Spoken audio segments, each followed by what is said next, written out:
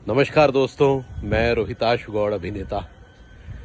दोस्तों, आज मैं आपके समक्ष एक ऐसी शख्सियत का जिक्र करने जा रहा हूं जिन्होंने 80-90 के दशक में नाट्य लेखन के क्षेत्र में, नाट्य निर्देशक के क्षेत्र में कुछ नए आयाम छुए थे। हमारे शिमला में आयोजित होने वाली ऑल इंडिया आर्टिस्ट एसोसिएशन की जो प्रतियोगिता होती है, उसमें आप आरा से अपनी टीम के साथ आया करते थे। अपनी बेटी कावेरी के साथ और पूरी टीम साथ हुआ करती थी और बेहतरीन नाटक उस समय शिमला कालीबाड़ी में खेले गए। इस शख्सियत का नाम है श्याम मोहन आस्थाना। आस्थाना जी अब तो इस दुनिया को अलविदा कह चुके हैं, लेकिन उस समय जो नाटक उन्होंने किए उनमें कुछ नई बात थी। कुछ चीजें ऐसी थी जो पुराने को छूते हुए भी बहुत कॉन्टेम्पररी थी।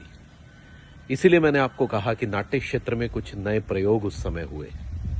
बहुत अच्छे अच्छे नाटक को लेकर आया करते थे, जिनमें मेरा नाम मथुरा है, नो मैन्स लैंड, कोई जगह खाली नहीं है। ये कुछ बड़े बेहतरीन नाटक हुए उस दौरान, जिसमें कोई जगह खाली नहीं है का निर्देशन मैंने भी सोलन फिल्म फोरम के साथ किया था, जो नागपुर में खेला गया था और भी कई जगहों पर खेला गया। तो दोस्तों, आज मैं उस महान शख्सियत को श्रद्धांजलि अर्पित करता हूं, जो इस दुनिया में तो नहीं है, लेकिन अपने लेखन के कर्मों से वो आज भी हमारे बीच जीवित है।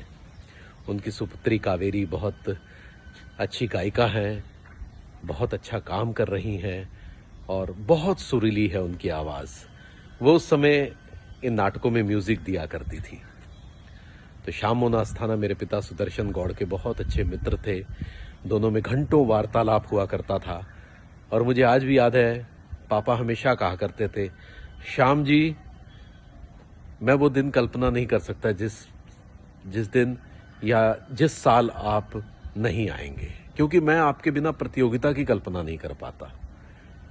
मेरा नाम मथुरा में उन्होंने प्रेमचंद जी के जीवन को बताया था। मुंशी प्रेमचंद जी, जो आज के दौर में अचानक से अवतरित हो गए हैं और आज की व्यथा जो है उसका वो बखान कर रहे हैं और देखकर बड़े परेशान हैं। बड़ी खूबसूरती से लिखा गया नाटक था ये। वही सारे चरित्र जो उनके प्रेमचंद जी की कहानियों में होते हैं, वो सब आज के दौर में उपस्थित होते हैं और कुछ सवालात उत्पन्न होते हैं आज की कॉन्टेम्पररी व्यवस्था को लेकर, जो उस समय भी कितनी प्रासंगिक थी जब प्रेमचंद जी ने ये सब लिखा था। तो इस ताने बाने को इतने खूबसूरत तरीके से आस्थाना जी ने अपनी पुस्तकों में, नाट्य पुस्तकों में लिखा कि वो आज भी पढ़ने में उतनी ही दिलचस्प लगती हैं।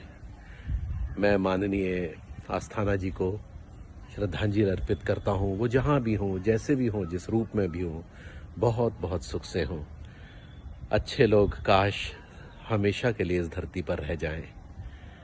मैं अपने पिता श्री सुदर्शन गौड़ को भी इस मौके पर याद कर रहा हूं, जिन्होंने इतने खूबसूरत व्यक्तित्व के लोगों का सामंजस्य शिमला में ऑल इंडिया आर्टिस्ट एसोसिएशन के माध्यम से बिठाया।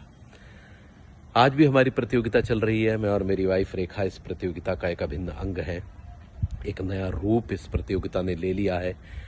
आज के दौर के कलाकार, आज के दौर के नाट्य दल इस प्रतियोगिता में आते हैं। इस बार वो 70वीं थी। खैर, आस्थाना जी होते तो चीज़ें और भी शायद विभिन्न रूप ले पाती, अलग रूप ले पाती। एक बार फिर मैं आस्थाना परिवार को बहुत सारी शुभकामनाएं देता हूं और कावेरी को बहुत सारी शुभकामनाएं देता हूं कि उन्होंने अपने पिता की परंपराओं को इस तरह से आगे बढ़ा रखा है। बहुत सारी शुभकामनाएं आप सभी को, आस्थाना परिवार को, गौड़ परिवार की तरफ से।